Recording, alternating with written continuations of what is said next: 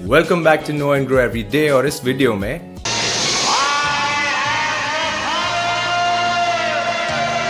The power of compounding, इस video में हम बात करेंगे about the compounding effect and the power that it has on your investments over the long term, and also क्यों बहुत ज़्यादा ज़रूरी है कि आप जितना जल्दी हो सके अपनी इन्वेस्टमेंट्स चालू कर दे, अमाउंट छोटा हो या बड़ा। तो let's begin with part 1 of the video and let me start with explaining कि कंपाउंडिंग इफेक्ट का मतलब क्या होता है। बाय डेफिनेशन कंपाउंडिंग इफेक्ट का मतलब ये होता है कि अगर आप कहीं पे इन्वेस्टमेंट कर रहे हैं, वहां से आप रिटर्न कमा रहे हैं, तो उस रिटर्न के ऊपर और एक्स्ट्रा रिटर्न कमाना ओवर द लॉन्ग टर्म को कंपाउंडिंग इफेक्ट कहते हैं। Let me show that with a real life example. अगर आप अपने बागीचे में एक आम का पेड़ लगाने का डिसीजन लेते हैं और आप वो आम का पेड़ लगा लेते हैं, तो वो आम के पेड़ के जो सीड, जो सॉइल है, जो फर्टिलाइजर है, वो हुई आपकी इन्वेस्टमेंट। उसमें से वो आम का पेड़ बढ़ के बड़ा होता है, उसमें आम लगते हैं और आप वो आम चाव से खाते हैं, तो वो आम हो गया आपका रिटर्न उस इन्वेस्टमेंट के ऊपर। लेकिन वो आम जो आपने खा लिए, उसके जो सीड बच जाते हैं, उससे आप एक और आम का पेड़ लगा सकते हैं। तो ओवर द लॉन्ग टर्म आप एक आम के पेड़ के खर्चे में कई सारे आम के पेड़ लगा सकते हैं। तो that is called the compounding effect. एक आम की गुठली से मल्टीपल आम के पेड़ लगाना is called the compounding effect. अब मैं इस चीज को न्यूमेरिकल वे में समझाता हूं। लेट्स अज्यूम कि आपने कहीं पे 100 रुपए इन्वेस्ट किए और वहां का सालाना रेट ऑफ रिटर्न जो है वो 10% है। तो उस 100 रुपए पे एक साल के बाद आपको 10 रुपए एज रिटर्न मिलेगा। तो आपका टोटल रिटर्न हो गया 110 रुपए। लेकिन if you decide to stay invested for 1 more year, तो वो 100 प्लस 10 रुपए जो आपके रिटर्न में जो आपने कमाए थे, वो दोनों चीजें इन्वेस्ट होगी और उसके ऊपर आपको 10% रिटर्न मिलेगा। यानी कि सेकेंड ईयर के एंड में आपको 121 रुपए वापस मिलेंगे। अब वो जो 1 रुपया आपने एक्स्ट्रा कमाया, 100 रुपए पे अगर आप देखने जाए तो 10% रिटर्न के हिसाब से 2 साल का रिटर्न होता है 10 एंड 10 20 रुपीज। बट आपने जो एक्चुअल रिटर्न कमाया 21 रुपीज आपके 100 रुपए पे। So the 1 rupee that you earned extra is called the compounding effect of your investments. अब आपको सुनने में ये 1 रुपए बहुत छोटा अमाउंट लग रहा होगा, but when you see this over the long term बहुत ही ज्यादा बड़ा मल्टीप्लाइंग इफेक्ट हो जाता है because of this compounding effect. And that I will show you with an example, and also मैं ये इसके साथ ही explain कर दूंगा कि why I say कि it is important कि you should start with your investments as early as possible। जितना जल्दी हो सके इन्वेस्टमेंट की शुरुआत कर दो। पॉकेट मनी में 2000 भी मिलता है तो कोशिश करो उसमें से 1000 रुपए बचाओ और उसे इन्वेस्ट कर दो।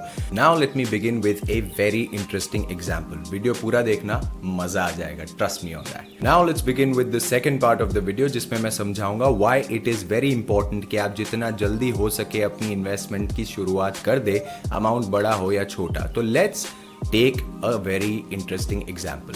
2 लोग थे, ये 4 लोग हैं। 2 लोग थे, mister Ramesh and mister Suresh. दोनों की उम्र 20 ईयर्स थी और उन दोनों की एक साथ ही नौकरी लग गई, बहुत बढ़िया वाली। दोनों की कमाई 20 साल में ही शुरू हो गई थी। अब हमारे रमेश बाबू निकले थोड़े से स्मार्ट। इन्होंने सोचा कि मैं अभी से ही अपनी सेविंग करना शुरू कर दूंगा और इन्होंने डिसीजन लिया कि मेरी जितनी भी इनकम आती है हर महीने की, उसमें से 5000 रुपए हर महीने में SIP की शुरुआत कर देता हूं। रमेश बाबू ने 5000 रुपए हर महीने SIP की शुरुआत 20 साल की उम्र से ही कर ली। वेयर एज मिस्टर सुरेश थे थोड़े ऐशो आराम के शौकीन। उन्होंने बोला अभी अभी तो पैसा कमाना शुरू हुआ है मेरे दोस्त, थोड़ी ऐश तो कर लेने दो, थोड़ा घूम फिर लूं, थोड़ी खरीदारी कर लूं, थोड़ी ऐश कर लूं, आराम कर लूं, बाद में सोचेंगे इन्वेस्टमेंट का। तो मिस्टर सुरेश जो थे, उन्होंने 20 साल की उम्र में कोई भी सेविंग करना शुरू नहीं किया था। अब हम थोड़ा सा आगे चले जाते हैं, 8 साल बाद। 8 साल बाद सिचुएशन में थोड़े से चेंजेस आ गए थे। दोनों मिस्टर रमेश और सुरेश अब 28 साल की उम्र के हो चुके थे। अब मिस्टर सुरेश को चमकी कि अब मैं 28 साल का हो चुका हूं, अब मुझे मेरी इन्वेस्टमेंट शुरू कर देनी चाहिए क्योंकि मैंने काफी घूम फिर लिया है। Now it is time to get a little bit responsible, जो कि बहुत बढ़िया बात है। तो मिस्टर सुरेश ने 28 साल की उम्र में जाके अपनी 5000 रुपए की SIP करना शुरू कर दी। तब तक उनकी कोई भी इन्वेस्टमेंट नहीं थी। वेयर एज मिस्टर रमेश की लाइफ में तो भाई साहब उथल पुथल मची हुई थी। उनकी नौकरी 28वें साल पे चली गई। उनको छोटे मोटे काम करने पड़े और अपना खर्चा निकालना शुरू करना पड़ा। उनकी फैमिली का टोटल जो खर्चा हो रहा था वो उन्हें दूसरे काम से निकालना पड़ रहा था और वो कोई बचत नहीं कर पा रहे थे 28 साल की उम्र के बाद। लेकिन उन्होंने इन 8 सालों में अपनी एसआईपी कंटिन्यू करके रखी थी। 28वें साल पे जब उनकी नौकरी गई और वो उतने पैसे नहीं कमा पा रहे थे तो उन्होंने डिसीजन लिया कि अब मैं अपनी एसआईपी बंद कर दूंगा, because I can not afford to take और सेव एनी मनी आउट। मैं जितना कमा रहा हूँ पूरा का पूरा मेरी ज़रूरियत के खर्चे में ही निकल जा रहा है, तो मैं अभी एसआईपी अपनी बंद कर देता हूँ। लेकिन उन्होंने अब तक जितनी इन्वेस्टमेंट करी थी विच वॉज 4,80,000, उन्होंने बोला उसको मैं छोड़ देता हूँ, उसको मैं टच नहीं करूँगा। 28 साल की उम्र में जब उन्होंने डिसाइड किया कि अब मैं एसआईपी बंद करता हूँ, तो उनकी एसआईपी की जो वैल्यू थी, मार्केट वैल्यू थी 4,80,000 उन्होंने टोटल इन्वेस्ट किया था और जो मार्केट वैल्यू थी उसकी वो थी 7,35,000। एंड मिस्टर रमेश, अपने रमेश बाबू ने डिसाइड किया कि मैं इसे टच नहीं करूँगा, I will let it stay invested. अब हम थोड़ा और आगे चले जाते हैं 7 साल बाद। 7 साल के बाद उन दोनों की उम्र 35 साल हो चुकी थी। बोथ ऑफ देम वो 35 years old और मिस्टर सुरेश की एसआईपी हर महीने 5,000 की चालू थी till the age of 35 also. तो अब तक इन 7 सालों में मिस्टर सुरेश ने टोटल 4,20,000 इन्वेस्ट कर दिए थे, वेयर एज मिस्टर रमेश बाबू तो एसआईपी नहीं कर पा रहे थे, लेकिन उनकी जो पुरानी इन्वेस्टमेंट थी वो वहीं की वहीं पड़ी हुई थी, इन्वेस्टेड ही रखा था उन्होंने उसको।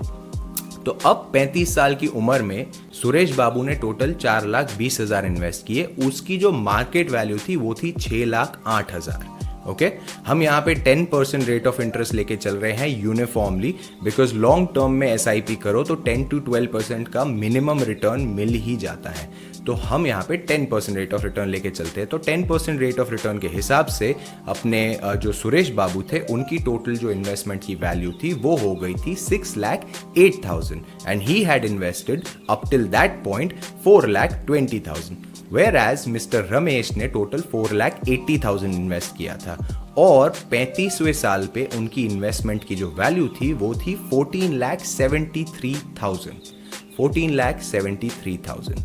तो अब तो तुम बोलोगे कि ऑब्वियसली उसकी इन्वेस्टमेंट की वैल्यू तो ज़्यादा होगी ही मार्केट वैल्यू, बिकॉज उसने 4,80,000 इन्वेस्ट किया है अब तक, वेयर एज मिस्टर सुरेश ने 4,20,000 इन्वेस्ट किया है। जी आपकी बात भी बिल्कुल सही है। तो हम थोड़ा सा और आगे चले जाते हैं। हम जाते हैं जब दोनों की उम्र हो गई 50 साल। Both of them were 50 years old। Sadly Ramesh Babu की लाइफ अभी भी तंगी में चल रही है। वो जितना कमा रहे हैं उनका सारा का सारा ज़रूरियत के खर्चों में खर्च हो जा रहा है।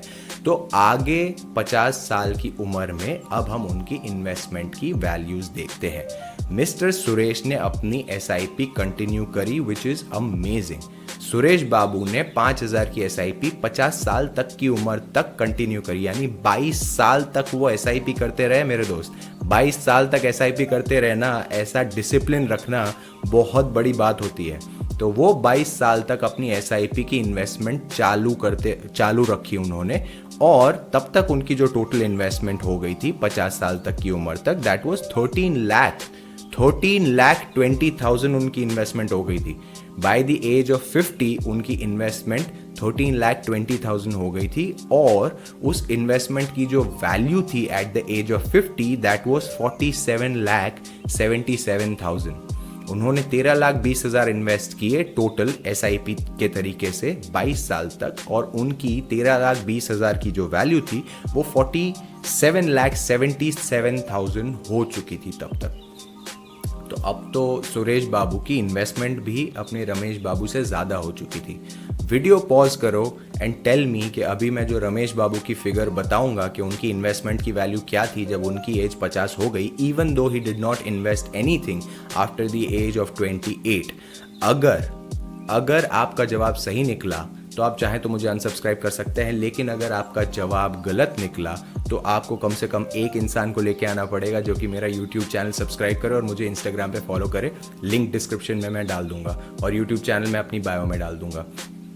तो अब मुझे सिंपली इतना सवाल का जवाब दो कि 50 साल की उम्र में किसकी इन्वेस्टमेंट की वैल्यू ज़्यादा होगी, मिस्टर रमेश की या मिस्टर सुरेश की? याद रखना मिस्टर रमेश ने सिर्फ और सिर्फ 4,80,000 इन्वेस्ट किए हैं टोटल, और वो भी 20 साल की उम्र से सिर्फ 28 साल की उम्र तक। उसके बाद उनका कोई इन्वेस्टमेंट नहीं रहा है। वेयर एज मिस्टर रमेश लगातार 22 साल तक SIP करते रहे हैं हर महीने 5,000 की, और उनकी टोटल इन्वेस्टमेंट जो थी वो 13,20,000 हो गई है, यानी अपने रमेश बाबू से 3 गुना। तो टेल मी, किसकी इन्वेस्टमेंट की वैल्यू ज़्यादा होगी जब वो दोनों 50 साल की एज में खड़े हैं, मिस्टर रमेश की या फिर मिस्टर सुरेश की?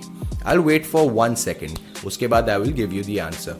आंसर सोच लिया या कमेंट बॉक्स में लिख लिया? अब I will tell you the real answer. Mister Ramesh की जो इन्वेस्टमेंट वैल्यू थी एट द एज ऑफ 50, वो थी 65,21,000। करेक्ट, 65,21,000 थी रमेश बाबू की इन्वेस्टमेंट की वैल्यू, इवन दो उन्होंने अपनी शुरुआत में जो 8 साल इन्वेस्ट किए थे उसके बाद ज़ीरो इन्वेस्टमेंट किया, ज़ीरो। और मिस्टर सुरेश की 50 साल की उम्र में जो वैल्यू थी वो थी 47,77,000। अब हम थोड़ा सा और आगे चले जाते हैं, 10 साल और आगे बढ़ जाते हैं। अब मिस्टर रमेश बाबू की एज भी 60 है, मिस्टर सुरेश बाबू की एज भी 60 है। अब मैं एक चैलेंज फेंकूंगा आपकी तरफ, and you are free to catch that challenge if you want. By the end of this video अगर आप प्लेजेंटली सरप्राइज नहीं होते या फिर शॉक्ड नहीं होते, then you are free to unsubscribe my channel and I won't hold any grudges against you. लेकिन if you are pleasantly shocked, तो फिर आपको कम से कम एक और इंसान को बोलना पड़ेगा कि वो मेरा यूट्यूब चैनल सब्सक्राइब करे एंड मुझे इंस्टाग्राम पे फॉलो भी करे। ओके, इंस्टाग्राम का link is in my bio if you watching this on IGTV, and YouTube के नीचे डिस्क्रिप्शन बॉक्स में मैं अपना इंस्टाग्राम का भी लिंक डाल दूंगा। Anyway, let's get back. 10 साल और आगे बीत चुके हैं, दोनों की एज हो चुके हैं 60। Mister Suresh was very smart, उन्होंने अपनी जो SIP है वो और 10 साल भी कंटिन्यू करी, मतलब 28 साल की उम्र से लेके 60 साल तक की उम्र तक उन्होंने 5,000 की SIP करी हर महीने, जब तक वो रिटायरमेंट की एज पे नहीं आ गए। सुरेश बाबू ने अपनी इन्वेस्टमेंट चालू रखी, विच इज़ ग्रेट। 5,000 की SIP करते रहे वो 28 सालों 32 ईयर्स तक वो SIP करते रहे, 60 ईयर्स के हो गए तब तक, and he started when he was 28। अब उनकी जो टोटल कॉस्ट ऑफ इन्वेस्टमेंट है, यानी कि उन्होंने जितना पैसा अंदर डाला है, वो है टोटल 19,20,000। उन्होंने अब तक 19,20,000 की इन्वेस्टमेंट करी है हर महीने SIP में ऐड कर करके। ओके, और उनकी इन्वेस्टमेंट की जो वैल्यू अभी हो चुकी है एट द एज ऑफ 60, 10% के मिनिमल रिटर्न के हिसाब से वो हो गई है 1,39,12,000।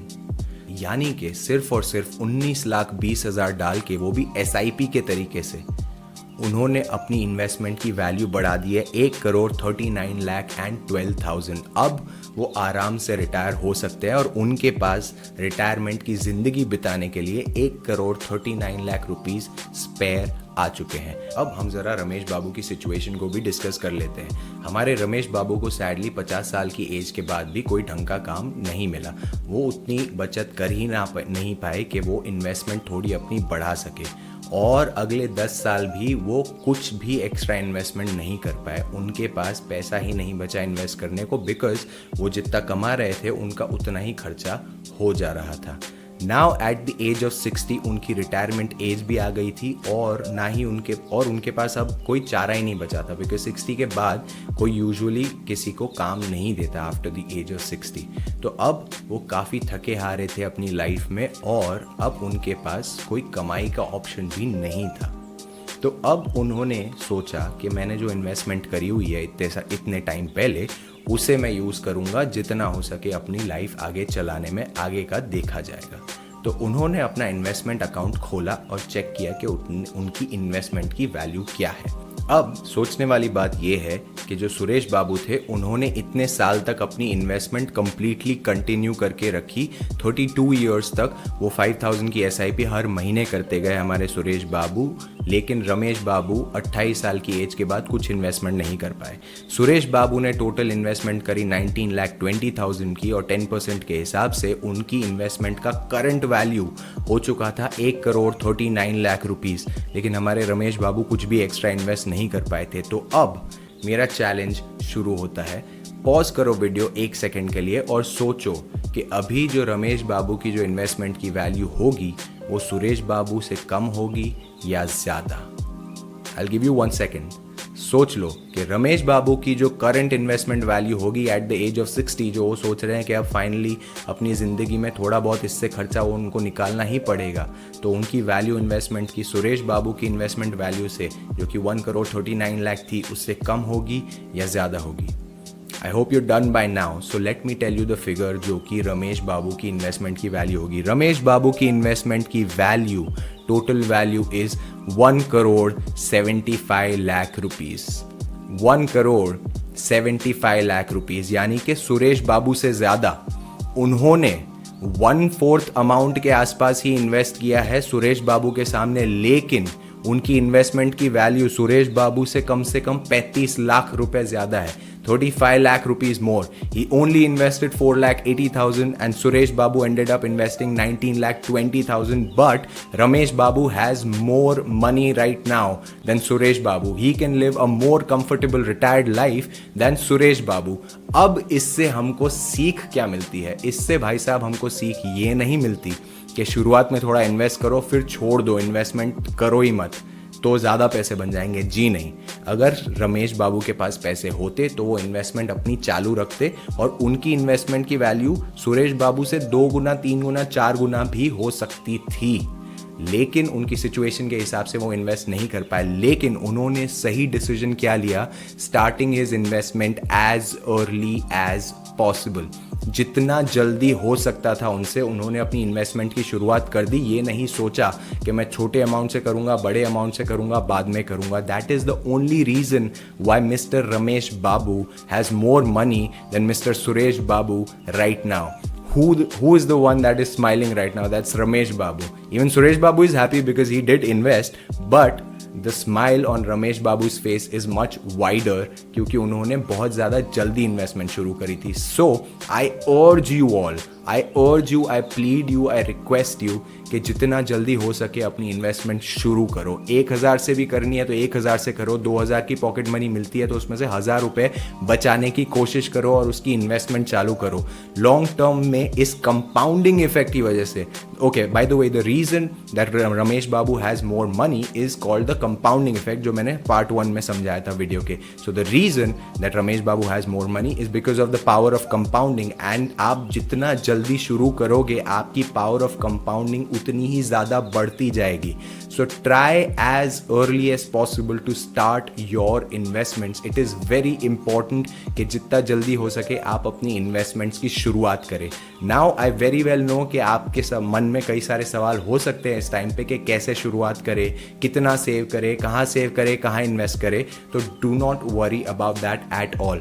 कोई भी सवाल हो, कोई भी सवाल, you can write it down in the comments down below, या फिर आप मुझे इंस्टाग्राम पे डीएम कर सकते हैं. एंड अभी तक जितने लोगों ने भी मुझसे बात करी है इंस्टाग्राम डीएम पे, they can vouch for it कि मैं बहुत ही ज़्यादा डिटेल्ड और स्ट्रक्चर्ड प्लान देता हूँ. मैं बिल्कुल भी वेग आंसर किसी को नहीं देता. And I will respond to you as well with a good detailed step by step executable plan कि आप क्या कर सकते हैं, कैसे कर सकते हैं और आप अपनी इन्वेस्टमेंट जर्नी की शुरुआत जो है वो कैसे कर सकते हैं. तो आई hope you like this video. I hope ये वीडियो आपने पूरा का पूरा देखा एंड आई होप कि आप इससे कुछ सीख के एक प्रण लेंगे और अपनी इन्वेस्टमेंट जर्नी की शुरुआत जितना जल्दी हो सकता है उतना जल्दी करेंगे. Now let me give my self a little bit of a shout out before I and the video. मैंने इंस्टाग्राम की लिंक अपने बायो इंस्टाग्राम का लिंक मैंने डिस्क्रिप्शन में डाल दिया. And if you watching this on IGTV, मेरा YouTube channel का लिंक भी मेरे बायो में अभी तक होगा.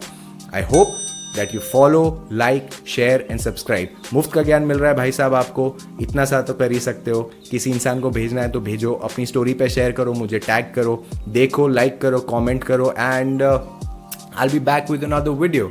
Adios.